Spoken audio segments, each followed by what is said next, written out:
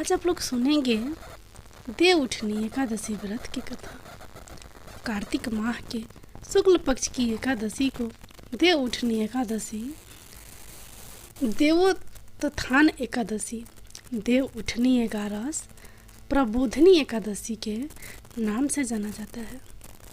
इस दिन श्री हरि विष्णु निद्रा से जागते हैं। तो आज के इस वीडियो में सुनेंगे एकादशी व्रत की 3 कथाएं। एक राजा के राज्य में सभी लोग एकादशी का व्रत रखते थे। प्रजा तथा नौकर चाकरों से लेकर पशुओं तक को एकादशी के दिन अन्न नहीं दिया जाता था। एक दिन किसी दूसरे राज्य का एक व्यक्ति राजा के पास आकर बोला, महाराज कृपया करके मुझे नौकरी पर रख ले। तब राजा ने उसके सामने एक शर्त रखी कि ठीक है रख लेते हैं, किंतु रोज तो तुम्हें खाने को सब कुछ मिलेगा, पर एकादशी को अन्न नहीं मिलेगा। उस व्यक्ति ने उस समय हाँ कर ली, पर एकादशी के दिन जब उसे फलाहार का सामान दिया गया तो वह राजा के सामने जाकर गिड़गिड़ाने लगा, महाराज इससे मेरा पेट नहीं भरेगा, मैं भूखा ही मर जाऊंगा, मुझे अन्न दे दो।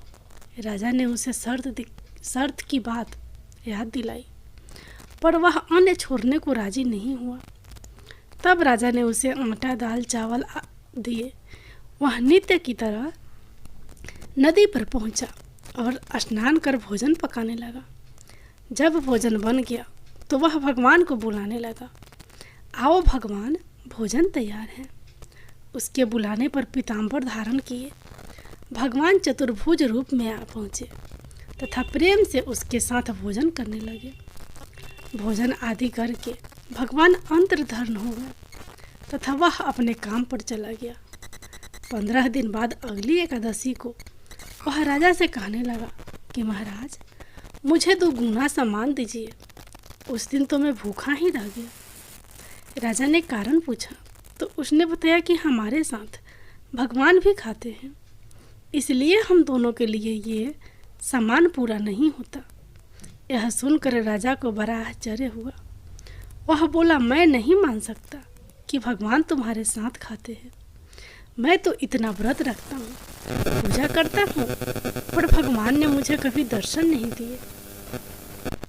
राजा की बात सुनकर वह बोला, महाराज यदि विश्वास ना हो तो साथ चल कर देख ले। राजा एक पेड़ के पीछे छिप कर बैठ गया। उस व्यक्ति ने भोजन बनाया तथा भगवान को शाम तक पुकारता रहा, परंतु भगवान ना आए। अंत में उसने कहा, हे भगवान यदि आप नहीं आए तो मैं नदी में कूदकर प्राण त्याग दूंगा। लेकिन भगवान नहीं आए। तब वह प्राण त्यागने के उद्देश्य से नदी की तरफ बढ़ा। प्राण त्यागने का उसका दृढ़ इरादा जान शीघ्र ही भगवान ने प्रकट होकर उसे रोक लिया और साथ बैठकर भोजन करने लगे। खा पीकर वे उसे अपने विमान में बिठाकर अपने धाम ले गए। यह देख राजा ने सोचा कि व्रत उपवास से तब तक कोई फायदा नहीं होता जब तक मन शुद्ध ना हो। इससे राजा को ज्ञान मिला। वह भी मन से व्रत उपवास करने लगा और अंत में स्वर्ग को प्राप्त हुआ। अब आप लोग सुनिए अगली कथा। एक राजा था, उसके राज्य में प्रजा सुखी थी। एकादशी को कोई भी अन्न नहीं बेचता था, सभी फलाहार करते थे। एक बार भगवान ने राजा की परीक्षा लेनी चाहिए। भगवान ने एक सुंदरी का रूप धारण किया तथा सड़क पर बैठ गए। तभी राजा उधर से निकला और सुंदरी को देख चकित रह गया। उसने पूछा, हे सुंदरी तुम कौन हो और इस तरह यहाँ क्यों बैठी हो? तब सुंदर स्त्री बने भगवान बोले, मैं निराश्रिता हूँ, नगर में मेरा कोई नहीं है, मेरा कोई जाना पहचाना नहीं है, किसके सहायता मांगूं? राजा उसके रूप पर मोहित हो गया था। वह बोला, तुम मेरे महल में चलकर मेरी रानी बनकर रहो। सुंदरी बोली, मैं तुम्हारे बात मानूंगी, पर तुम्हें राज्य का अधिकार मुझे सौंपना होगा। राज्य पर मेरा पूर्ण अधिकार होगा। मैं जो भी बनाऊंगी तुम्हें खाना होगा। राजा उसके रूप पर मोहित था, अतः उसने उसकी सभी शर्त स्वीकार कर ली। अगले दिन एकादशी थी। रानी ने हुक्म दिया कि बाजारों में अन्य दिनों की तरह अन्न बेचा जाए। उसने घर में मांस मछली आदि पकवाए तथा परोस कर राजा से खाने के लिए कहा। यह देखकर राजा बोला, रानी, आज एकादशी है, मैं तो केवल फलाहार ही करूँगा। तब रानी ने शर्त की याद दिलाई और बोली, या तो खाना खाओ, नहीं तो मैं बड़े राजकुमार का सिर काट कर लूँगी। राजा ने अपनी स्थिति बड़ी रानी से कही तो बड़ी रानी बोली, महाराज, धर्म ना छोड़े, बड़े राजकुमार का सिर दे दे। पुत्र तो फिर मिल जाएगा, पर धर्म नहीं मिलेगा। इसी दौरान बड़ा राजकुमार खेल कर आ गया। माँ की आंखों में आंसू देखकर वह रोने का कारण पूछने लगा, तो माँ ने उसे सारी वस्तुत स्थिति बता दी। तब वह बोला, मैं सिर देने के लिए तैयार हूँ, पिताजी के धर्म की रक्षा होगी, जरूर होगी। राजा दुखी मन से राजकुमार का सिर देने को तैयार हुआ तो रानी के रूप से भगवान विष्णु ने प्रकट होकर असली बात बताई। राजन, तुम इस कठिन परीक्षा में पास हुए।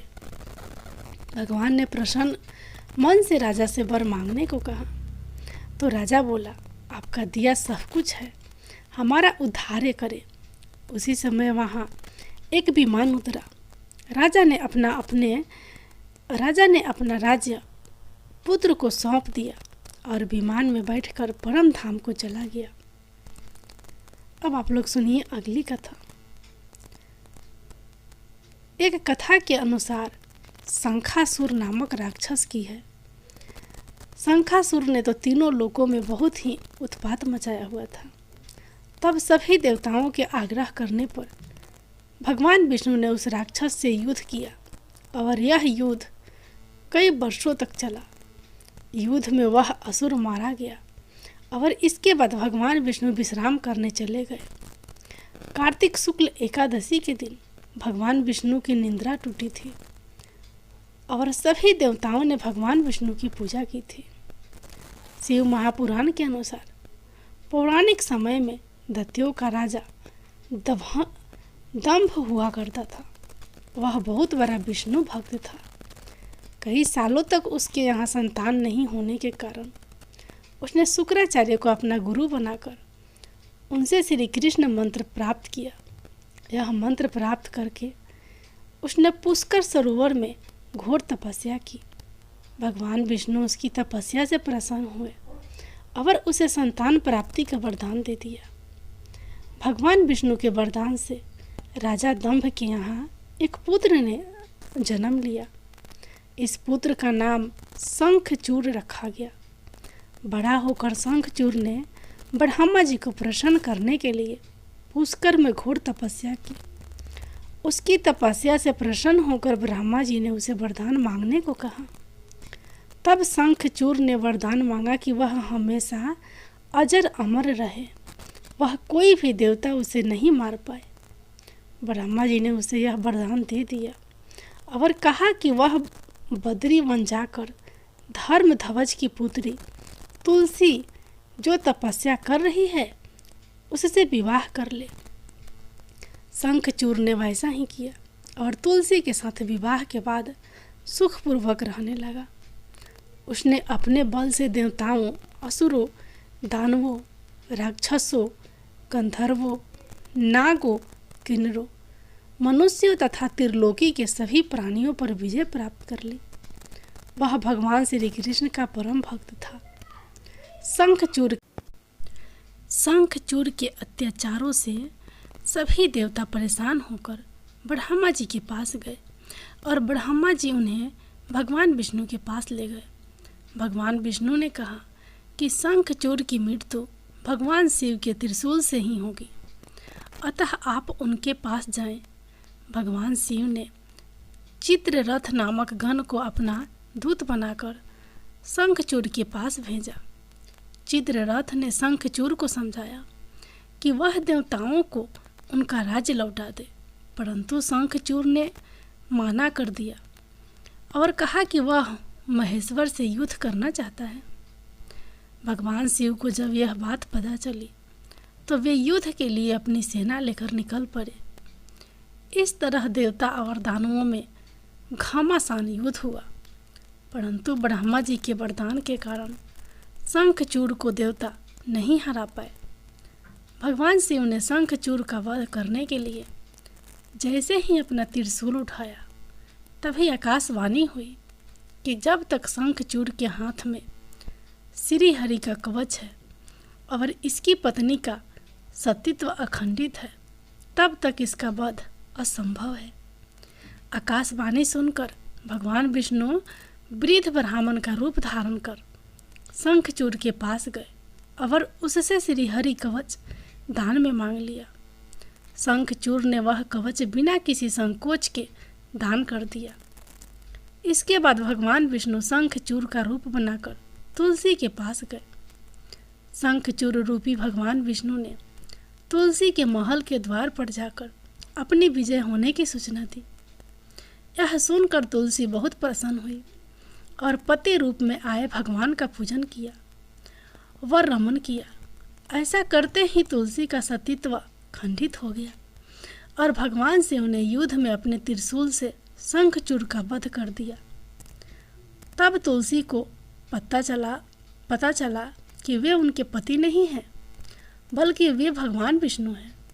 क्रोध में आकर तुलसी ने कहा कि आपने छल पूर्वक मेरा धर्म भ्रष्ट किया है और मेरे पति को मार डाला, अतः मैं आपको श्राप देती हूँ कि आप पाषाण होकर धरती पर रहे। तब भगवान विष्णु ने कहा, देवी, तुम मेरे लिए भारतवर्ष में रहकर बहुत दिनों तक तपस्या कर चुकी हो। तुम्हारा यह शरीर नदी रूप में बदलकर गंडकी नामक नदी के रूप में प्रसिद्ध होगा। तुम पुष्पों में श्रेष्ठ तुलसी का वृक्ष बन जाओगी और सदा मेरे साथ रहोगी। तुम्हारे श्राप को सत्य करने के लिए मैं पाषाण शालिग्राम बनकर रहूँगा। गंडकी नदी के तट पर मेरा वास होगा। देव प्रबोधिनी एकादशी के दिन भगवान शालिग्राम व तुलसी का विवाह संपन्न कर मांगलिक कार्यों का प्रारंभ किया जाता है। हिंदू धर्म मान्यता के अनुसार इस दिन तुलसी शालिग्राम विवाह करने से अपार पुण्य प्राप्त होता है। अब आप लोग सुनिए तुलसी विवाह की कथा। देव उठनी एकादशी के दिन तुलसी विवाह किया जाता है। मान्यता है कि जो व्यक्ति भी इस दिन अपने घर में तुलसी विवाह करता है, उसे इस लोक और परलोक में यश की प्राप्ति होती है। साथ ही उस व्यक्ति पर भगवान विष्णु की विशेष कृपा भी बनी रहती है। देव उठनी एकादशी के दिन तुलसी विवाह की इस कथा का पाठ करने से भी पुण्य की प्राप्ति होती है। चलिए सुनते हैं तुलसी विवाह की कथा। भगवान शिव ने एक बार अपने तेज समुद्र में फेंक दिया था, जिससे महातेजस्वी बालक का जन्म हुआ। इस बालक का नाम था जलंधर। जलंधर आगे चलकर एक पराक्रमी दैत्य राजा बना। जलंधर बहुत ही राक्षस प्रवृत्ति का था। जलंधर का विवाह दैत्यराज कालनेमी की कन्या वृंदा से हुआ। एक बार जलंधर ने माता लक्ष्मी का प्राप्त करने की इच्छा से उसने युद्ध किया, लेकिन समुद्र से भी उत्पन्न होने के कारण माता लक्ष्मी ने जलंधर को अपने भाई के रूप में स्वीकार कर लिया। जलंधर जब पराजित हो गया तो वह वहाँ देवी पार्वती को पाने की लालसा से कैलाश पर्वत पर पहुँच गया। इसके बाद जलंधर भगवान शिव का रूप धारण कर माता पार्वती के पास पहुँचा, लेकिन माता पार्वती ने अपने योग बल से उसे तुरंत ही पहचान लिया और माता पार्वती वहाँ से तुरंत ही अंतर्धान हो गई। वहाँ जलंधर भगवान शिव के साथ ही युद्ध करने लगा। देवी पार्वती ने सारा वृत्तांत भगवान विष्णु को सुनाया। जलंधर की पत्नी वृंदा अत्यंत पतिव्रता स्त्री थी। उसी के पतिव्रत धर्म की शक्ति से जलंधर ना तो मरा जाता था और ना ही पराजित होता था। इसलिए जलंधर का नाश करने के लिए वृंदा के पतिव्रत धर्म को भंग करना बहुत आवश्यक था। इसके बाद भगवान विष्णु एक ऋषि का रूप धारण करके वन में पहुँचे जहाँ वृंदा भ्रमण कर रही थी। भगवान विष्णु के साथ 2 राक्षस भी पहुँचे जिन्हें देखकर वृंदा भयभीत हो गई। फिर भगवान विष्णु जो ऋषि के रूप में थे उन्होंने वृंदा के सामने पल में दोनों को भस्म कर दिया। इसके बाद ऋषि से वृंदा ने कैलाश पर्वत पर महादेव के साथ युद्ध कर रहे अपने पति जलंधर के बारे में पूछा। ऋषि ने अपने माया जाल से 2 बानर प्रकट किए। एक बानर के हाथ में जलंधर का सिर था तथा दूसरे के हाथ में धड़। अपने पति की यह दशा देखकर वृंदा मूर्छित होकर गिर पड़ी। जब वृंदा को होश आया तो उसने अपने पति को जीवित करने की विनती की। इसके बाद भगवान ने अपनी माया से जलंधर का सिर धड़ से जोड़ दिया, लेकिन स्वयं भी वह इसी शरीर में प्रवेश कर गए। वृंदा इसके बारे में नहीं जानती थी कि उसके पति के शरीर में कोई और प्रवेश कर गया। जलंधर बने भगवान के साथ वृंदा पतिव्रता का व्यवहार करने लगी, जिससे उसका सतीत्व भंग हो गया। ऐसा होते ही उधर कैलाश पर्वत पर वृंदा का पति जलंधर युद्ध में हार गया। जब वृंदा को पता चला तो उसने क्रोध में आकर भगवान विष्णु को हृदयहीन शिला होने का श्राप दे दिया। अपने भक्त के श्राप को भगवान विष्णु ने स्वीकार किया और शालिग्राम पत्थर बन गए। सृष्टि के पालनकर्ता के पत्थर बन जाने से ब्रह्मांड में असंतुलन की स्थिति हो गई। यह देखकर सभी देवी देवताओं ने वृंदा से प्रार्थना की वह भगवान विष्णु को श्राप मुक्त कर दे। वृंदा ने भगवान विष्णु को श्राप से मुक्त तो कर दिया, लेकिन स्वयं आत्मदाह कर लिया। जहाँ वृंदा भस्म हुई वहाँ तुलसी का पौधा उगा। भगवान विष्णु ने वृंदा से कहा, हे वृंदा, तुम अपने सतीत्व के कारण मुझे लक्ष्मी से भी अधिक प्रिय हो गई हो। अब तुम तुलसी के रूप में सदा मेरे साथ रहोगी। तब से हर साल कार्तिक महीने के देव उठनी एकादशी का दिन तुलसी विवाह के रूप में मनाया जाता है। भगवान विष्णु ने वरदान दिया कि जो मनुष्य भी मेरे शालिग्राम रूप के साथ तुलसी का विवाह करेगा उसे इस लोक और परलोक में विपुल यश प्राप्त होगा। तुलसी माता की जय, भगवान विष्णु की जय।